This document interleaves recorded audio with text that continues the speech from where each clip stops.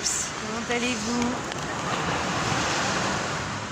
J'essaie de fixer la caméra. Je vous montrais petit décor de la Notre plage, cadre. surtout avec la gueule, elle est magnifique. Voile au vent, vent au voile, comme on dit. Une belle voile bleue. C'est joli. Hein. Bon, Allez. bah, on est là pour des petits jeux. On revient avec pour cultiver la joie de vivre. Ah, ça me va. Ouais. Joie de Moi vivre. aussi. Je sais pas vous là, la cultiver, ouais, d'être toujours dans cette forme de légèreté. C'est ça. Parce que je sais pas vous, en ce moment il y a des formes de lourdeur. Donc cultiver la joie de vivre, c'est un luxe. Bon, j'en ai C'est pas du luxe. mais c'est pas grave.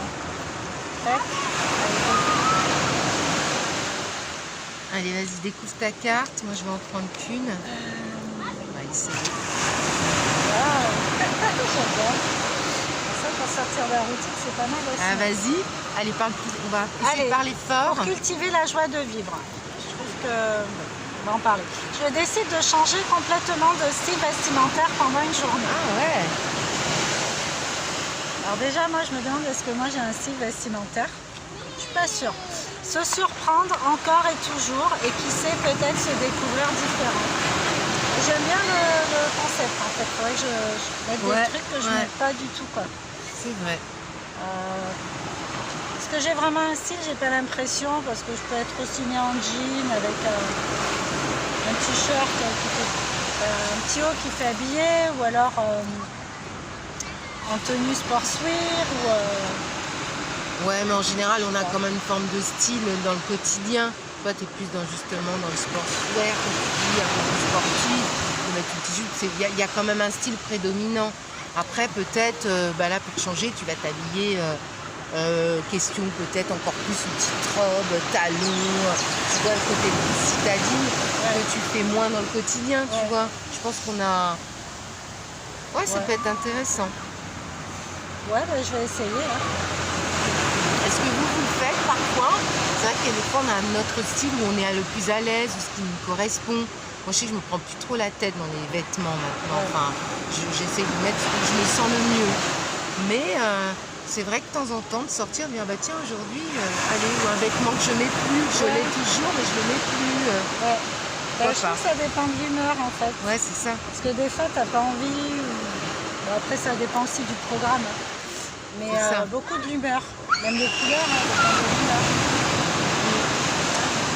Bon, à essayer, hein, je verrai. Je vais me mettre en mode gothique une journée, on verra bien ce que ça donne.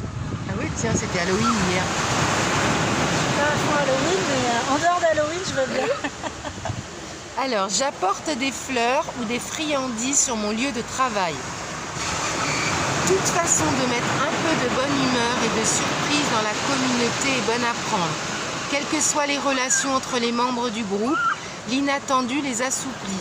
Les sourires que l'on reçoit en retour mettent de la joie dans le travail. Bon, alors moi j'avoue, je vais changer le truc dans le travail, non. Bon, déjà je travaille pas, j'œuvre, comme on disait. Mais déjà c'est vrai, quand on a un regroupement, chacun va emmener ce qu'il a. Bon, c'est peut-être pas des friandises, mais de partager déjà ça. C'est vrai que j'ai tendance à le faire. Et même si on n'a pas grand chose, on dit tiens, pour tel groupe ou un pique-nique ou autre chose. Mais c'est vrai que dans le milieu aussi du travail, ça peut changer. Pour ressentir ou voir le sourire de l'autre, ça me fait plaisir. C'est ça qui est chouette. Attention, en fait. C'est encore mieux comme on fait des petites infusions, des petites décoctions à base d'herbes et tout. C'est encore mieux quand ça vient de soi en fait, quand tu crées quelque chose. Petites attentions comme ça pour l'autre, pour soi. Ouais.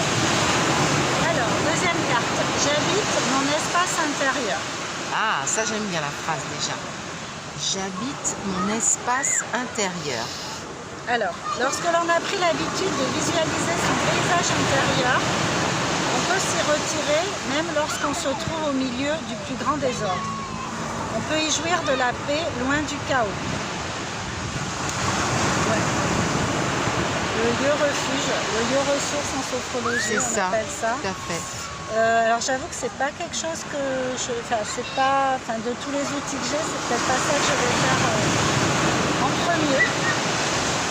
bien que je m'intériorise, mais moi je m'intériorise beaucoup pour savoir ce que je ressens, comment je me sens. J'interroge les différentes énergies qu'il peut y avoir derrière certaines émotions.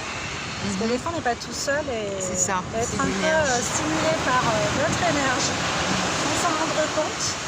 Donc ça récemment, c'est assez récent, c'est sur les conseils d'un ami d'ailleurs. Je le fais, je trouve que ça marche super bien. J'habite mon espace intérieur, l'idée c'est de toute façon, la finalité ça va être de me sentir bien avec moi-même, d'être en alignement, en équilibre. Moi je rejoins stable. juste au lieu de peut-être pas l'endroit refuge qu'on a dit nous, c'est surtout que lorsqu'on se sent, même sans attendre d'être mal, mais on parlait du moment présent. Moi j'avoue qu'en ce moment, même de plus en plus, c'est un exercice que j'aime bien faire, mais sans m'en rendre compte plusieurs fois par jour, où je vais me poser 2 minutes, respirer dans quel que soit l'endroit où je suis, hop, ça y est, je me raligne et tout va bien en fait. Tu vois.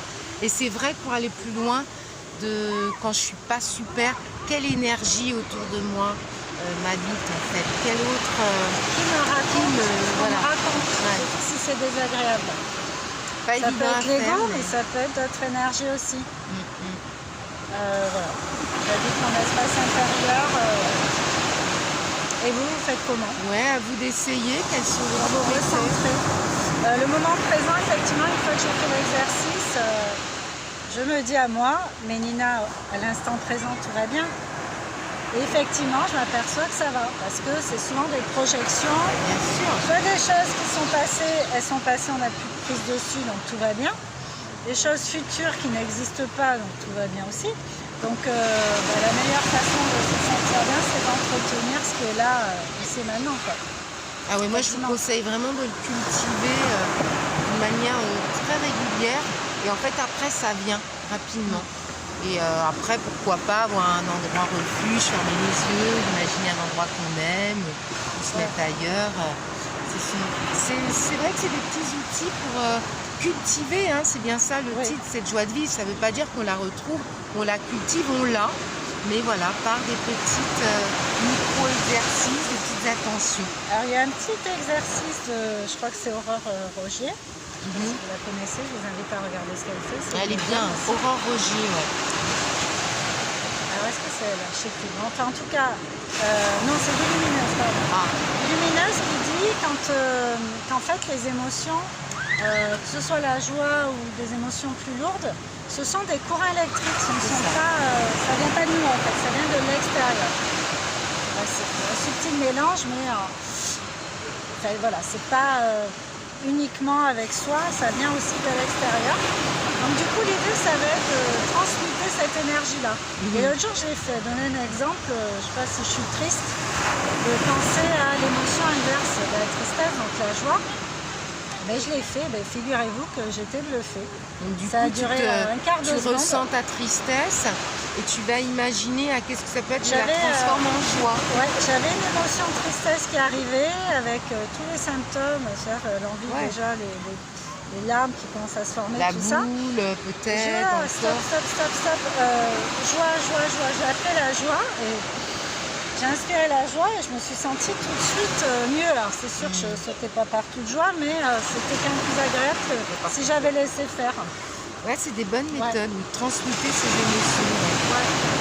En Lumineuse. prenant du recul, elles sont à nous peut-être soit, mais pas tant que ça. Pour parler d'énergie, il y a aussi autour à méditer, à réfléchir. C'est des petits outils, des petits tuyaux. Il y a des émotions qui nous appartiennent et d'autres qui ne nous appartiennent pas. Exactement. Tu ne peux pas rester sans raison et puis te mettre à avoir envie de pleurer. Je veux dire, il se passe un truc à l'extérieur. Donc voilà, des petits outils.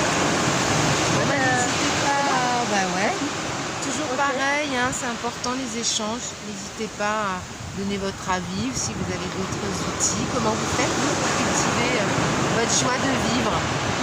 Des bisous. Bisous, à bientôt les amis. Ciao, belle journée.